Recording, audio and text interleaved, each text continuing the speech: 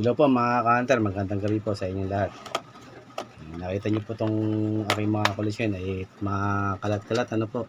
Pero ngayon po i-share ko lang po yung ating nabili na mga lagayan po ng ating mga coins.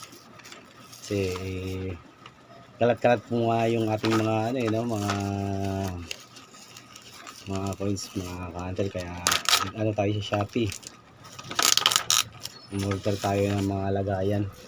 Ito magandang lagayan to mga ka-hunter, 100 pieces, mura lang po sa Shopee.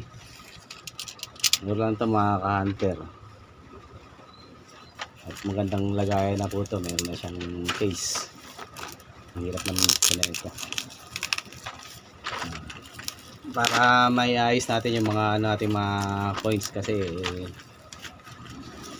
sama-sama na sila para maalagaan natin kung hindi magasgasan mga ka-hunter yung mga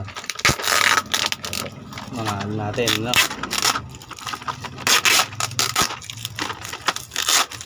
Kaya nga pala puti na yan, binuksan na ng aking misis kanina. Kakarating ko lang galing sa trabaho. Siya na nagbukas. Ito. Yan mga ka-hunter. Binili natin galing sa Shopee. 100 pieces yan. At magandang lagayan yan mga ka-hunter, Kita nyo mga ka-hunter.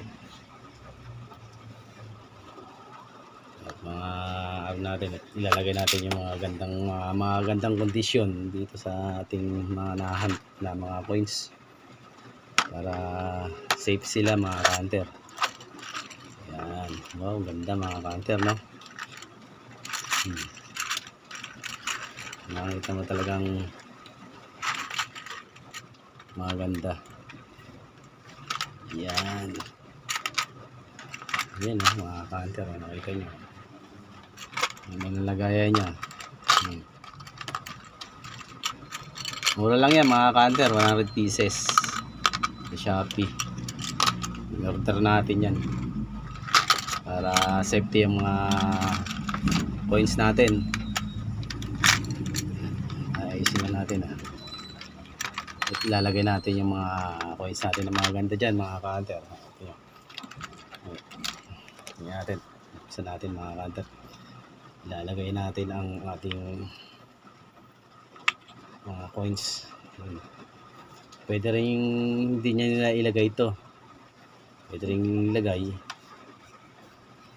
Subukan din natin ilagay itong, pero sa akin siguro mas maganda na kung wala na. Pero mas maganda rin siguro kung meron din na ito, para yung size ng inyong coins, halimbawa sa benching, sa 25 centavo, 5 peso, 10 peso, hindi siya alog-alog. Testingin natin dito sa ating coins na itong mga lagayan ko, kasi mga ka-hunter, ito sa 25 centavo, naka masking tape pa. Lagayan ng glass cutter. Dito lang natin ilagay mga ka-hunter. Yan, ito ang ilalagay natin dyan mga ka-hunter. 25 centavo. Nilawan lang natin ang ating camera at malabo. Yan.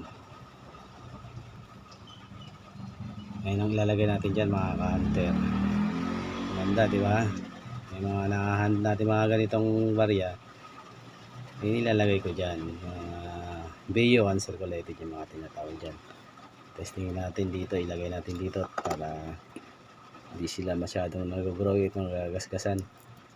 May mga kanya-kanyang size sila tulad yan mga ka-hunter. Tatanggalin ko ang isa. Ayan. Masikip. Tanggalin tayo ng isa mga ka-hunter. Ayan. Ito yung isa. Ayan. Saka natin lalagay itong 25 centavo. Parang masikip pa yata. Isa pa mga ka-hunter. Isa masikip pa.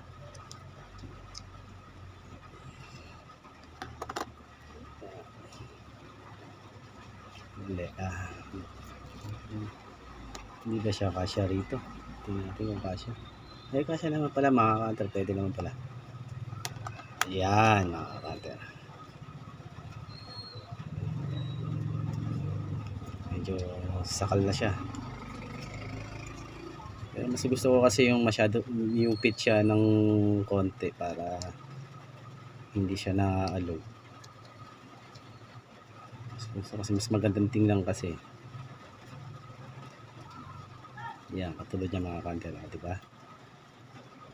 Ganda. Pag nasa lagayan na siya, ang ganda na tingnan.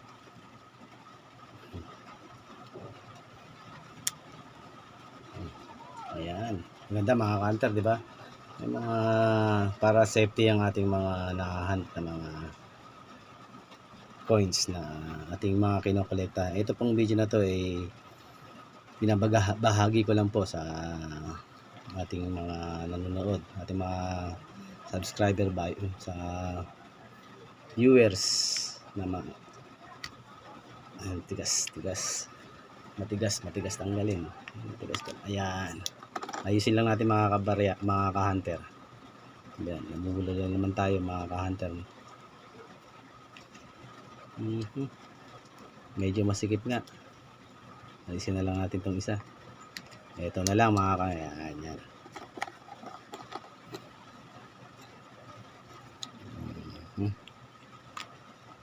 Ayan.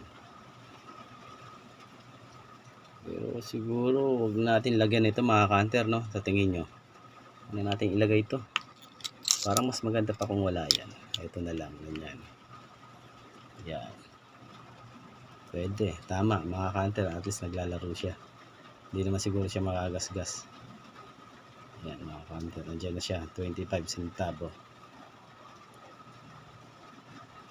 Yan.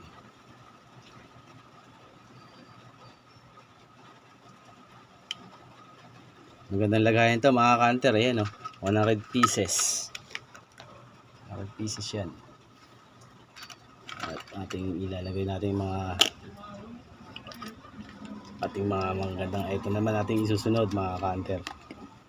Ito kasi mga talagang inalagaan ko kasi itong mga ganyang mga coins mga ka-hunter. Mga gandang klase na ano. Ito naman wala mang malaking halaga, pero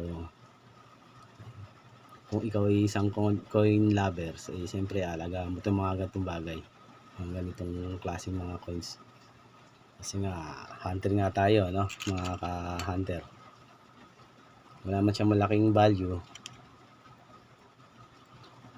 at least lalagay natin siya sa magandang lagayan niya para hindi siya nasisira mga ka-hunter, hindi nagagasgas.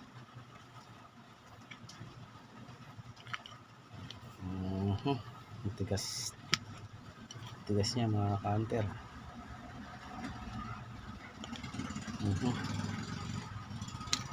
Mahirap buksan.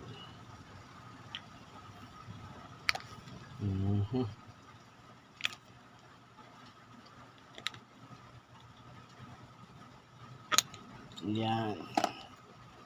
Siguro pwede nating ilagay ito. Subukan natin. Maliit naman siya. Yun.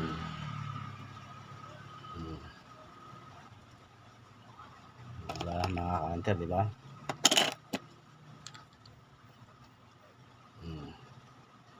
Maganda siyang tingnan.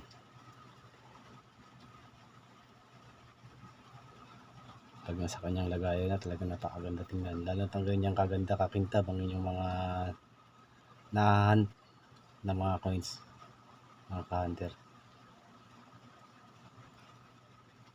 Okay mga ka-hunter, maraming salamat po muli sa inyong lahat at God bless po.